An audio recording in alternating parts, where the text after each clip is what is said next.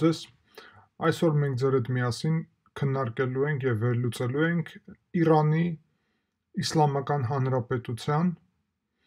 քարտեզը եւ հատկապես խոսելու ենք էթնիկ բաղադրիչի մասին, որը գոյություն ունի Իրանում եւ կարծում եմ սա շատ կարեւոր հարց է, որովհետեւ Իրանի էթնիկ բաղադրիչը ունի մեծ ազդեցություն հենց Իրանի վրա եւ նաեւ ընդհանուր առումով տարածաշրջանի վրա եւ կարելի ասել, որ Իրանի քաղաքականությունը, մոտեցումները, Իրանի հանդեպ մեր մոտեցումը նաեւ պետք է հենց հաշվի առնի այս իրավիճակը, որը Իրանում կա եւ նկատի ունեմ հատկապես հենց էթնիկ հատվածը։ Իրանի Իսլամական Հանրապետությունը ստեղծված է ինչպես հենց իսլամական հանրապետություն եւ շիա իսլամական հանրապետություն միակը կարելի ասել, որը շիա առումով հենց պետական առումով ունի իսլամի կրոնը եւս երկու իսլամական հանրապետություն կա Պակիստանի իսլամական հանրապետությունը եւ Աֆղանստանի, բայց երկուսն էլ սուննի են, միակը շիան Իրանն է։ Բայց Իրանը, որը մենք շատ դեպքերում ընկալում ենք ինչպես Պարսկաստան, ընդհանուր առումով ունի միայն 48% պարսկական բնակչություն։ Կարելի ասել նույնիսկ մեծամասնությունը չի պարսկական բնակչությունը։ Այստեղ քարտեզի վրա սիրելի հայրենակիցներ մենք տեսնում ենք իհարկե Հայաստանի հատվածը, Հայաստանի այդ սահմանը անցնում է մոտավորապես այստեղ, տեսնում եք, արեք գույնը փոխենք, որ ավելի պարզ լինի։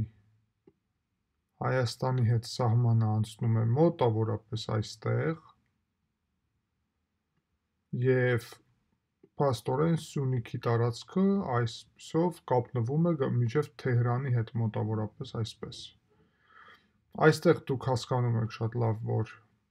Նախիջևանն է գտնվում եւ այս հատվածում մնացած Ադրբեջանը։ Մի փոքր այստեղ փոփոխություններ հիմա կբերենք, որ ավելի պարզ լինի։ Արեք կարմիրով նշենք Ադրբեջանը, որովհետև ավելի պարզ կլինի, որովհետև այստեղ կարմիրով նշված հատվածը, որը դուք այստեղ տեսնում եք, երկրորդ էթնիկ խումբն է եւ երկրորդ այդ էթնիկ խումբը Իրանի էթնիկ ադրբեջանցիքն են։ Եվ ինչպես տեսնում եք դուք, կարելի ասել ամբողջությամբ Նախիջևանի հատվածում, Հայաստանի հետ սահմանի հատվածում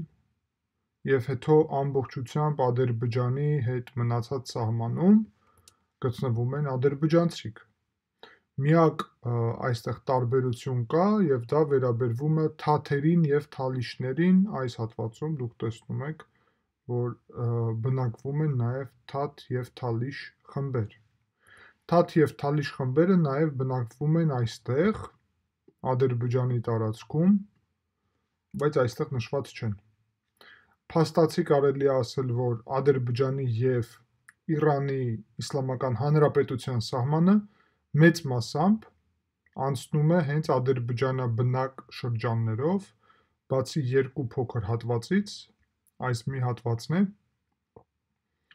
եւ կարելի է ասել մի փոքրիկ հատված երևի այստեղ։ Դեղինով այստեղ նշված են քուրդերը, սիրելի հայրենակիցներ, եւ դուք տեսնում եք, որ ամբողջ սահմանը նաեւ ուրեմն Իրանի եւ Թուրքիայի միջև, այստեղից Թուրքիայի հետ սահմանն է, մոտավորապես մինչև այստեղ, դուք տեսնում եք, որ քուրդերի բնակչությունն է այստեղ գտնվում եւ շատ խոշոր քուրդերի բնակչությունն է։ Քուրդերը երկրորդ տեղն են զբաղեցնում ուրեմն փոքրամասնությունների թվում 17%-ը ազերիներն են, ադրբեջանցիքը, իսկ 10%-ը քուրդերը։ Եվ ինչպես տեսնում եք, ադրբեջանցիք կարելի ասել ընդհանուր առումով մենք գիտենք, որ նաև շիա են, այս տարածքում գտնվող եւ ինտեգրված են Թեհրանի, այստեղ շատ կարևոր է, մենք նշենք մայրաքաղաք Թեհրանը։ Իրականում նաև խոսակցություն է գնում մայրաքաղաքի փոխելու մասին, բայց այս պահին Թեհրան է մայրաքաղաքը եւ տեսնում եք, որ մայրաքաղաքը որտեղ է գտնվում եւ պետք է ասվի այստեղ, որ շիա են ինչպես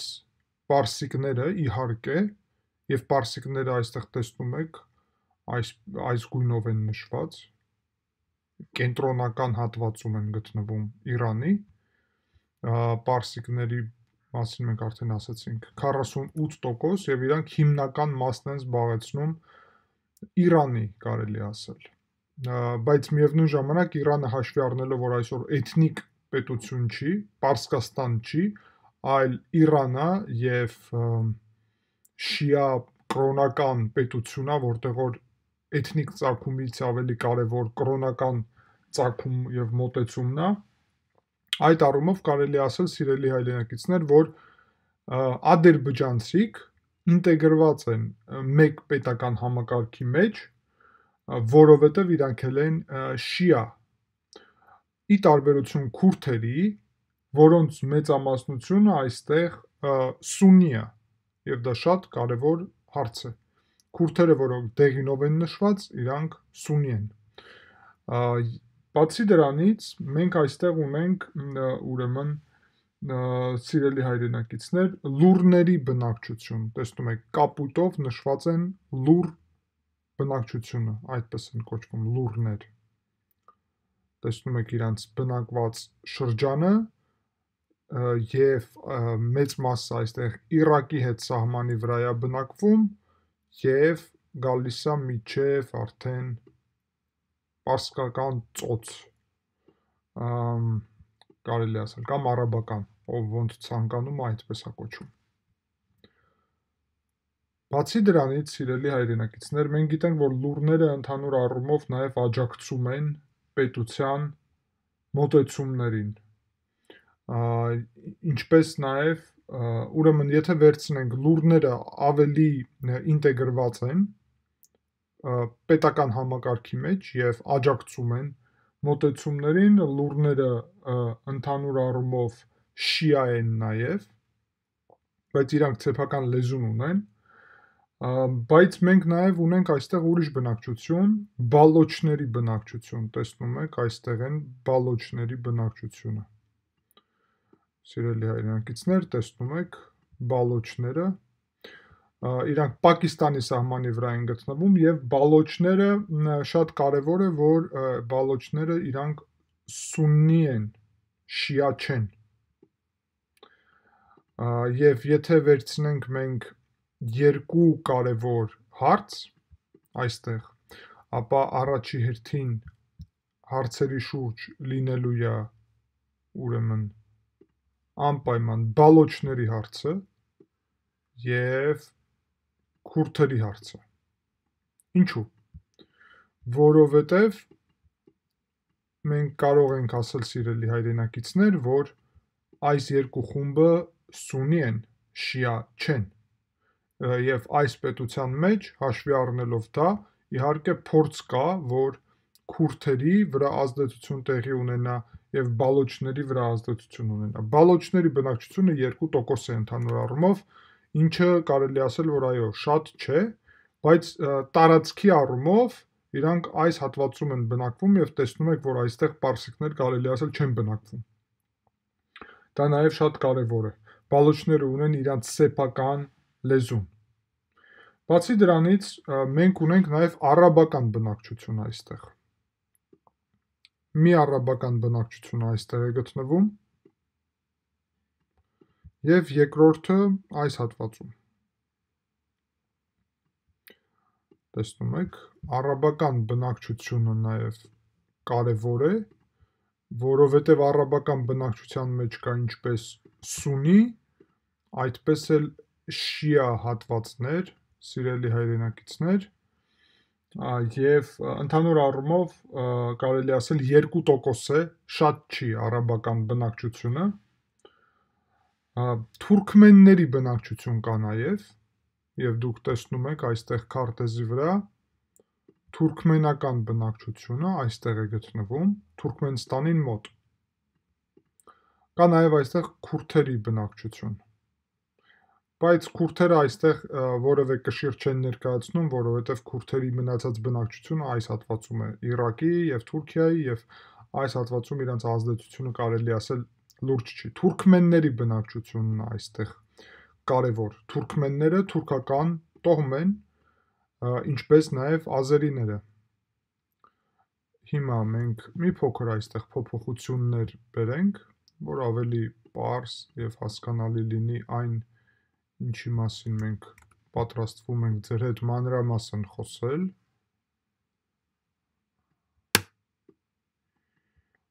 Եվ ամենակարևոր հարցը իհարկե մեր համար ադրբեջանական այստեղ բնակչությունն է։ Դա շատ պարզ եւ տրամաբանական է,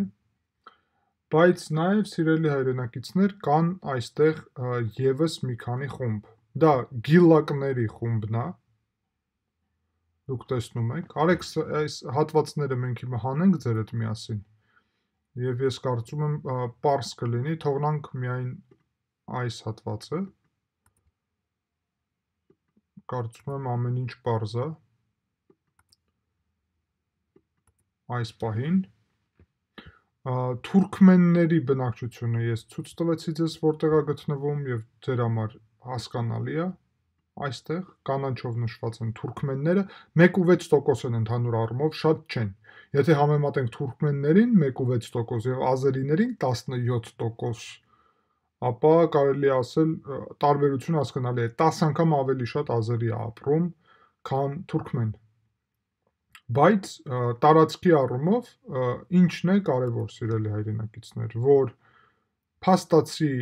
Թուրքմենստանը, որի սահմանը ավարտվում է այստեղ, եւ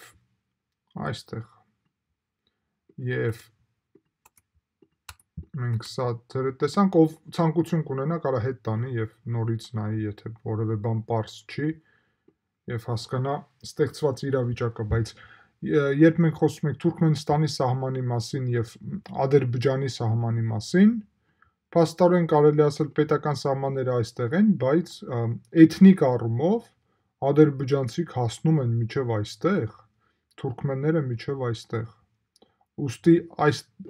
թուրքական առումով կարելի ասել թուրքական աշխարհը ինչ որ առումով ավարտվում է այստեղ եւ ինչ որ առումով ավարտվում է այստեղ։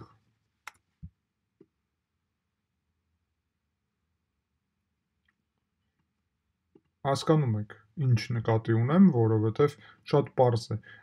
Ինչ վերաբերվում է սիրելի հայրենակիցներ թաթերին եւ թալիշներին, ապա դուք տեսնում եք, որ թաթերը եւ թալիշները նաեւ ինչ որ առումով մնում են թուրքական աշխարհի ներսում, ինչպես նաեւ քրդերը, որովհետև կարելի ասել, որ Ադրբեջանը եւ ադրբեջանցիք այստեղ քուրդերին այս առումով են այսպես շրջապակում, ինչպես նաև դա տեղի է ունենում նաև Թուրքիայի տարածքում։ Հարցը նրանում է, որ երկու էթնիկ խումբը, որը մենք տեսնում ենք, գիլակ խումբը, տեսնում եք այս հատվածում է գտնվում, ինչպես նաև մազանի խումբը, որը դուք այստեղ տեսնում եք, երկուսն էլ իրանական ծագում ունեցող խումբեր են։ Եվ երկուսն էլ կարելի ասել, որ աջակցում են պարսիկներին, պարսկական ծագում ունեցող խմբեր են։ Ինչպես նաև թալիշները պարսկական ծագում ունեցող են, եւ դա շատ կարևոր է։ Ընդհանուր առումով մենք գիտենք նաև, որ քուրդերը պարսկական ծագում ունեցող խումբ են, չնայած դրա կարելի է ասել, որ խմբերը խոսքին քուրդերի առումով, եթե մենք քննարկենք հիմա ձեր հետ մանրամասն ավելի, ապա կտեսնենք, որ քուրդերը, չնայած նրա, որ իրանական, պարսկական ծագում ունեցող խումբ են, ունեն քուրդական ուրեմն մոտեցումներ եւ ցանկություններ, որ քուրդերի հետ շատ ավելի ինտեգրացված լինեն, նկատի ունեմ Թուրքիայի քուրդերի հետ, նկատի ունեմ Իրաքի թուրքերի հետ, Սիրիայի քուրդերի հետ եւ ընդհանրապես կա քուրդական այսպես էթնիկ հատվածը, որ նպատակն է ունենալ քուրդական պետություն։ Այս առումով քուրդերը մենք արդեն ասացինք, որ իրանք իրանական պարսկական էթնիկ խումբ են։ Լուրները նաև, եւ սա մենք հիմա ձեր հետ միասին պետք է ինչ-որ մի ձև այստեղ նշենք, որ ավելի պարզ լինի։ Այսպես նշենք, որ միևնույն ժամանակ կարելի է ասել, սիրելի հայրենակիցներ, երևի այսպես նշենք, մայրաքաղաքը սև գույնով, ուրեմն քուրդերի դեպքում մի հարցը այն է, որ իրանք ինտեգրացման առումով ունեն ցանկություն կապ դեպի Քուրդիստան, կրոնական առումով սուննի են, շիա չեն, բայց էթնիկ խմբի առումով իրանք պարսկական իրանական էթնիկ խումբ են։ Նույնը վերաբերվում է լուրներին, բայց լուրների դեպքում շատ կարևորը նաև այն է, որ լուրները շատ մոտ են պարսիկներին, ինչպես նաև ոչ միայն էթնիկ առումով, այլ նաև կրոնական առումով շիա են։ Գիլակները, սիրելի հայրենակիցներ, կարելի ասել, որ ամբողջությամբ նաև պարսկական էթնիկ խումբ են եւ տարբերվում են մի փոքր պարսիկներից, բայց սեպարատիզմի հանդեպ մոտեցումներ չունեն։ Նույնը վերաբերվում է ուրեմն մազանի բնակչության խմբին, իրանց դեպքում նույնպես այսպես ասած պարսկական խումբ են եւ աջակցում են մայրաքաղաքին։ Դա շատ հետաքրքիր եւ կարևոր հարց է, կարելի է այսպես անել, ավելի պարզ լինի։ Մյուս կողմից, ուրեմն բալոչները պարսկական խումբ են եւ այդ առումով բալոչները մոտ են պարսիկներին, բայց մյուս կողմից մենք գիտենք, որ բալոչները Պակիստանի տարածքում գտնվող բալոչների հետ ունեն շատ լուրջ կապեր եւ իրանք սուննի են, ինչպես նաեւ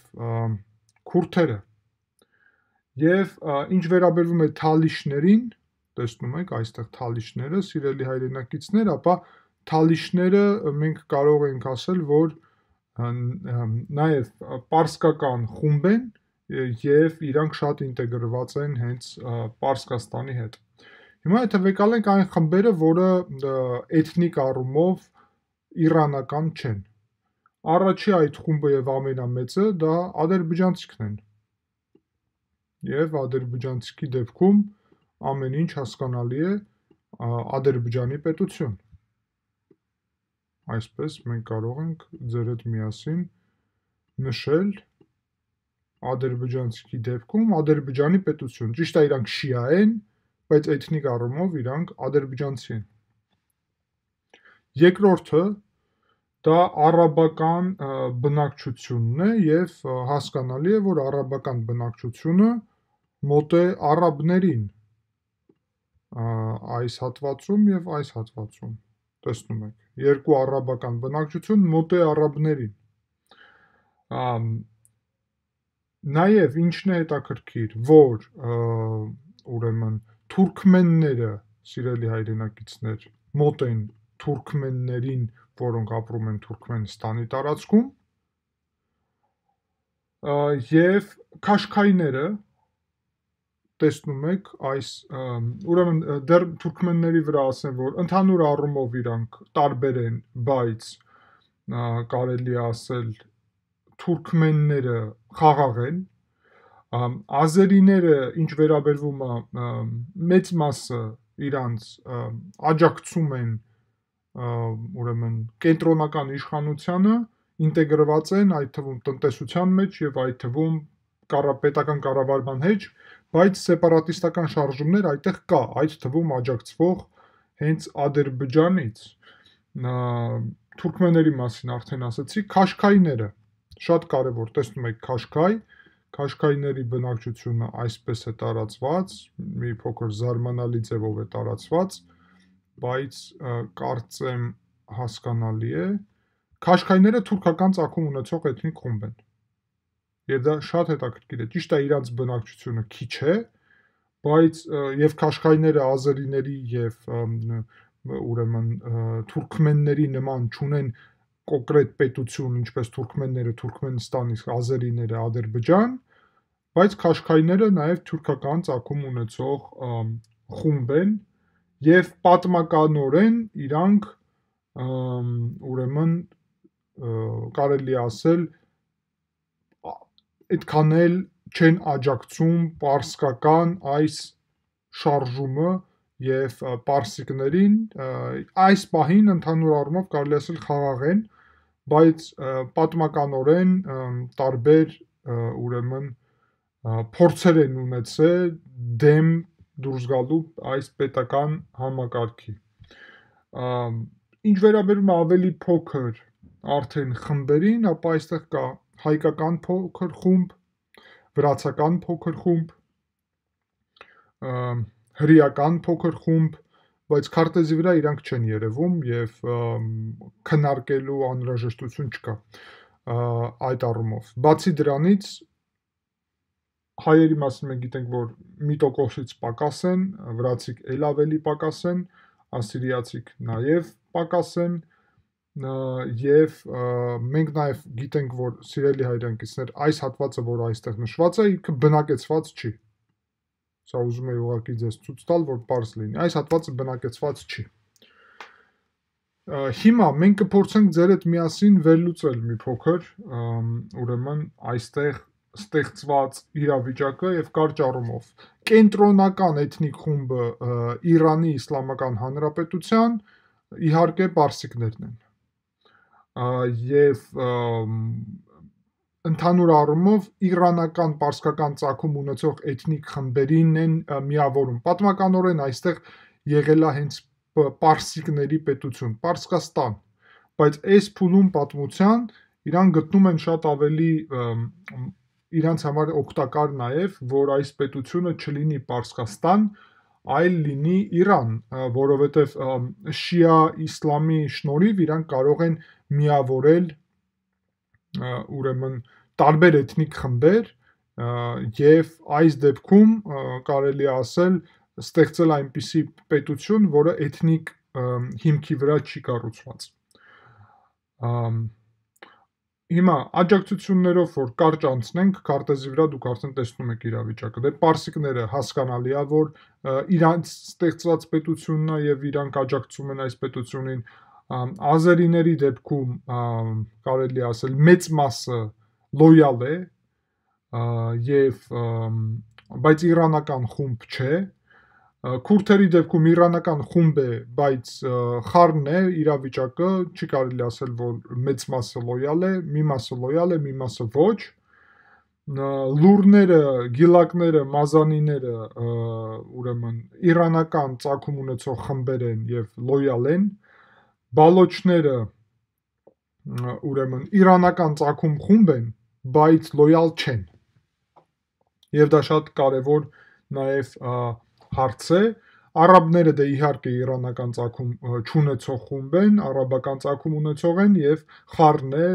ուրեմն այդքան էլ լոյալ չեն։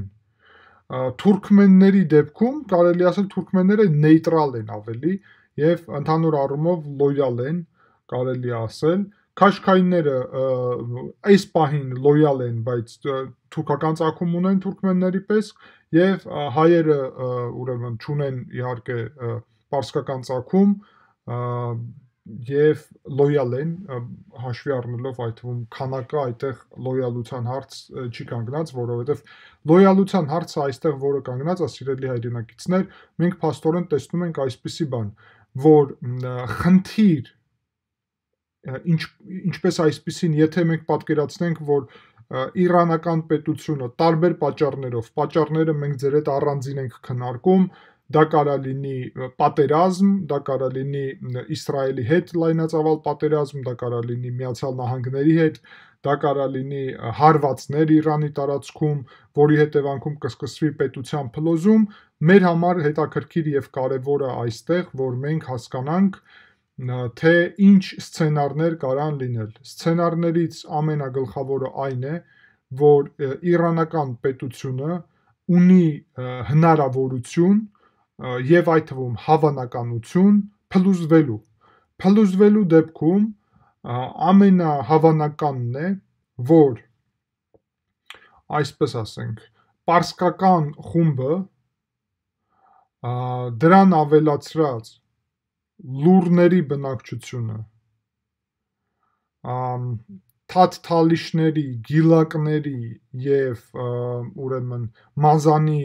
ժողովրդի խնդիր հաստատ չի լինելու այդ առումով։ Այս պահին մենք ինչ տվյալներ ունենք։ Նկատի ունեմ մոտավորապես, հիմա մենք արեք այս հատվածը արդեն հանենք, որովհետև կարծեմ բոլորի համար պարզ է, եւ եթե պարզ չի կարաք հետ տալ եւ նայել նորից ինչ նկատի ունենք, ապա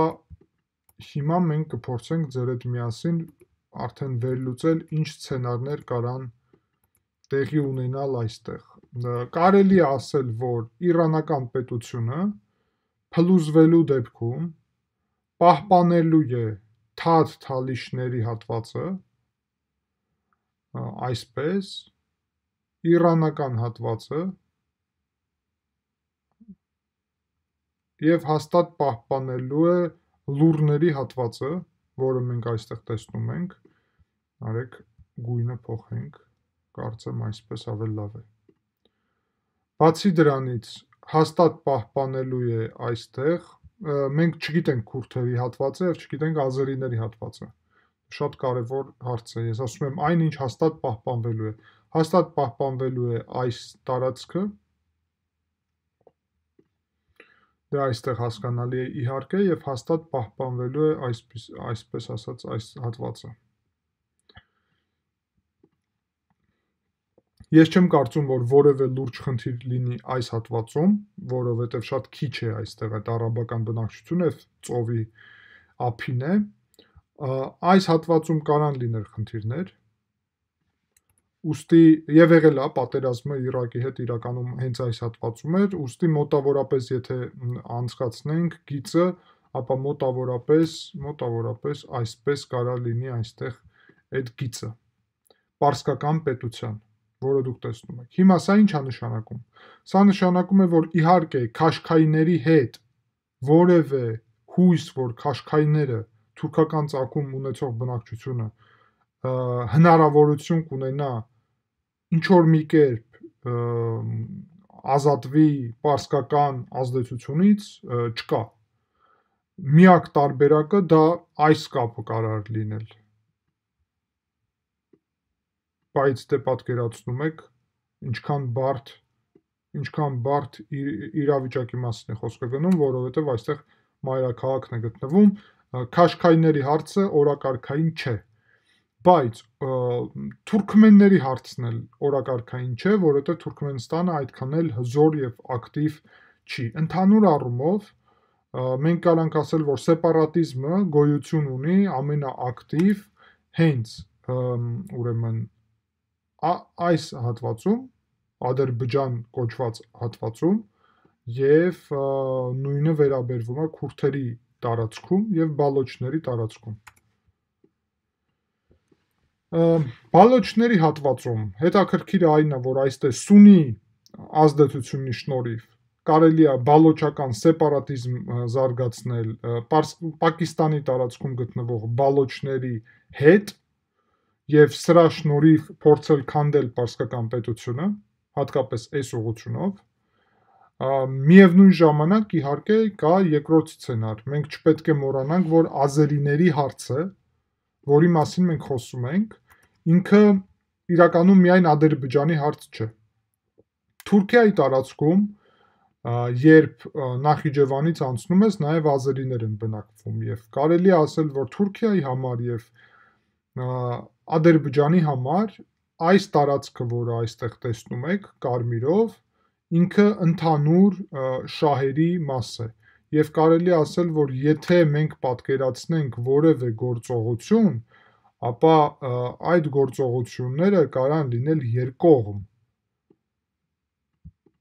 եւ կարա ներառի ինչպես Թուրքիան, այդպես էլ Ադրբեջանը եւ ինտեգրացումը մենք չպետք է նաև մոռանանք, սիրելի հայրենակիցներ, որ իրականում երբ մենք խոսում ենք միջանցքի մասին, ապա տեսեք, Հայաստանի սահմանը անցնում է այստեղով։ Հայաստանից առաջերտին, երբ որ գալիս ես դեպի Իրան, փաստորեն դու պետք է ամեն ձևով անցնես շատ մեծ ադրբեջանական բնակված շրջաններով, որ գաս հասնես Թեհրան։ Սա շատ լուրջ խնդիր է, սա մեծագույն խնդիր է, բայց բացի դրանից, որ այս սահմանի վրա գտնվող հատվածում, այս փոքր հատվածում Ադրբեջանը եւ Թուրքիան ուզում են ստեղծել Զանգեզուրի էքստրատերիտորիալ միջանցք, որի մասին մենք ձեր հետ խոսում ենք, եւ թե ինչու է վախենում, կարելի ասել նույնիսկ Իրանը այդ միջանցքի ծրագրից, որովհետեւ այդ դեպքում այս ամբողջ սահմանում գտնվում է Թուրքիա-Ադրբեջան միասնական պետություն, այլ ոչ թե ուրեմն այս դեպքում ոչ թե այս պահին ոնց որ կա այստեղ գտնվում է Թուրքիան, այստեղ գտնվում է Ադրբեջանի Նախիջևանը, այստեղ գտնվում է Հայաստանը, Հայաստանի հետ սահմանը եւ հետո գալիս է Ադրբեջանի տարածքները։ Ուստի շատ հասկանալի է Իրանի ցանկությունը պահպանել կապը Հայաստանի հետ։ Բայց նաև հասկանալի է, որ Ադրբեջանը եւ Թուրքիան իրականում կարան ձևավորել այստեղ իրական շատ լուրջ երկկողմ, այսպես ասած, միջանցք, որը կարակապի, եւ մենք եթե այսպես ձևավորենք, որը կարակապի Ադրբեջանը եւ Թուրքիան իրար հետ եւ սրանով փակի Հայաստանի ճանապարհը դեպի պարսիկներ։ Նշում եմ, դեպի պարսիկներ էթնիկ խումբ։ Այդ առումով, եթե մենք նայում ենք, սա նշանակում է, որ պարսիկների էթնիկ խումբը մնում է հայերի էթնիկ խմբից շատ հեռու, հայերի էթնիկ խումբը ավարտվում է այստեղ, պարսիկների էթնիկ խումբը սկսվում է այստեղ։ Ուստի, սիրելի հայրենակիցներ, մենք տեսնում ենք, որ հայերի եւ պարսիկների էթնիկ խմբերի միջև կա մի հատ լուրջ հատված, որը վերահսկվում է, որտեղ որ ապրում են, ճիշտ է, վերահսկվում է այս պահին Թեհրանի կողմից, մայրաքաղաքի կողմից, բայց իրականում որը բնակեցված է էթնիկ ադրբեջանցի կողմից։ Ինչը նշանակում է, սիրելի հայրենակիցներ, որ այս հարյուրավոր կիլոմետրանոց հատվածը իրականում շատ լուրջ խնդիր է, միևնույն ժամանակ նույն խնդիրը կանգնած է, եթե պատկերացնենք, որ խոսքին այս տարածքը օգտագործվում է Հայաստանից դեպի Իրաք գալու ճանապարհին, ապա հետո պետք է Քուրդիստանի տարածքով անցնես։ Եվս մեկ հատված կա, իրականում նույն առումով, եթե դու ուզում ես գալ հասնել մինչև Բանդար Աբբաս, որի մասին շատ ակտիվ քննարկումներ կան, ապա սիրելի հայրենակիցներ, Բանդար Աբբասը գտնվում է այստեղ։ Եվ եթե դու ուզում ես գալ հասնել Բանդար Աբբաս, ապա կարելի ասել, որ դու մեկը պետք է անցնես ադրբեջանական բնակված շրջաններով, գաս հասնես մինչև Թեհրան եւ Թեհրանից հետո հասնես մինչև Բանդար Աբբաս։ Ուստի կարելի ասել ընդհանուր առումով, որ ադրբեջանական բնակչության հարցը այստեղ մնում է շատ լուրջ եւ այս թեման մնում է ահավոր կարեւոր, որի հետևից կա շատ լուրջ անհրաժեշտություն ակտիվ հետևել, ուսումնասիրել եւ հասկանալ, որովհետեւ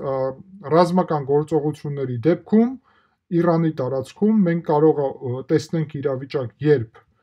ուրեմն արաբները փորձեն դուրս գալ Իրանի կազմից, որովհետև արաբական խումբ է և սուննի են, քուրդերը փորձեն միանան քուրդերին, որովհետև սուննի են, ադրբեջանցիք այստեղի փորձեն միանան Թուրքիա-Ադրբեջանին, որովհետև թուրք են։ Եվ թուրքմենները հնարավոր է, այդքան էլ հավանական չի, բայց նաև հնարավոր է, որ Թուրքմենստանի կարող են միանալ։ Թուրքական ծագում ունեն։ Ամենահավանականը ես կասեի այստեղ, իհարկե դա նույնիսկ եթե մի փոքր փոխենք, պետք է հասկանանք, որ մոտավորապես այսպիսի ծրագրի մասին է խոսքը գնում։ Այս հատվածը միևնույն ժամանակ պետք է շարժվի դեպի այս կողմ և միևնույն ժամանակ պետք է շարժվի դեպի այս կողմ, դեպի Ադրբեջան և Թուրքիա։ Եվ սրանով այստեղ ստեղծվում է այսպիսի լուրջ հատված, Ադրբեջան-Թուրքիա կապ այս տարածքում։ Եվ այս դեպքում, եթե այսպիսի իրավիճակ ստեղծվի, ապա Իրանի համար ստեղծվում են լուրջ խնդիրներ։ Այս տարածքը հայտնվում է Թուրքիայի և Ադրբեջանի ազդեցության տակ, այս տարածքը կարող է հայտնվի Թուրքմենստանի ազդեցության տակ, բալոչները կարող են Պակիստանի բալոչների հետ միանալ, քուրդերի հետ ինտեգրացվեն ինչ-որ առումով, արաբները շարժվեն դեպի արաբական աշխարհ։ Միտեղ կարող է աշխատի կրոնական ուղղությունը, միտեղ կարող է աշխատի էթնիկ ուղղությունը, և կարող եմ ասեմ, որ այն, ինչ մտահոգում է հայկական հանրությանը, ինչ վերաբերվում է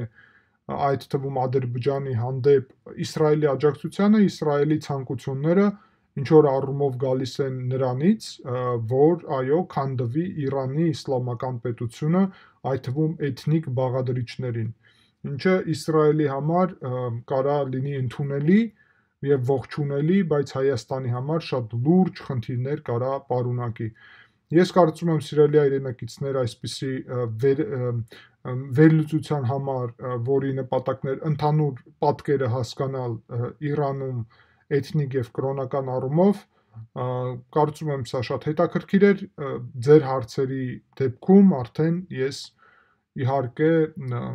պատրաստ եմ պատասխանեմ ձեր հարցերին և ավելի մանրամասն այսպիսի քննարկում անենք, կազմակերպենք և շարունակենք։ Շնորհակալ եմ ուշադրության համար, կհանդիպենք։